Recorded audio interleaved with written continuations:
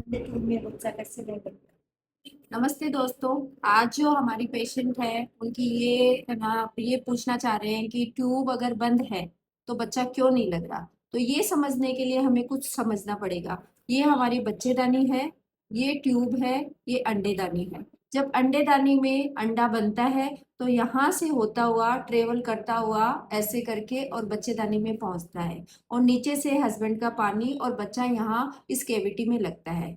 जब अब मान लो किसी पेशेंट की ट्यूब बंद है तो ट्यूब क्या होती है, दो होती है, एक इधर होती है, एक राइट होती है, एक लेफ्ट होती है। अब बाय चांस किसी की ट्यूब ब्लॉक है, ट्यूब ब्लॉक करने का मतलब ये होता है कि उस पेशेंट की ट्यूब या तो यहाँ से कोरोनल एंड से या ये मिडिल पार्ट से या फिर ये सबसे डिस्टल पार्ट फिमरियल एंड इससे ट्यूब बंद हो जाती है। तो अब आप खुद सोचो, अगर अंडा यहाँ बना है और अब वो अगर यहाँ बीच में कहीं भी रास्ता बंद है तो ये कैसे पहुंचेगा, और जब नहीं पहुंचेगा तो फिर बच्चा कैसे लगेगा। यही कारण होता है कि जब कोई ये कहता है कि उसकी ट्यूब बंद है तो उसके बच्चा नहीं लगता है। अब ट्यूब बंद होने के क्या क्या कारण हो सकते हैं, अपने दिमाग में ये बात आती है।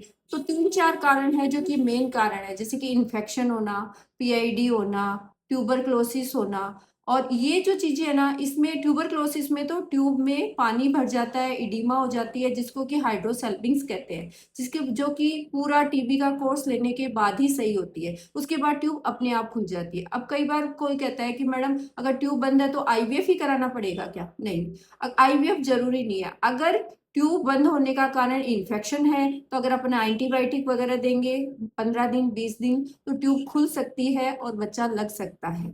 तो ट्यूब बंद होने का कारण ये नहीं है कि वो मरीज माँ नहीं बन सकती है, वो माँ बन सकती है। धन्यवाद।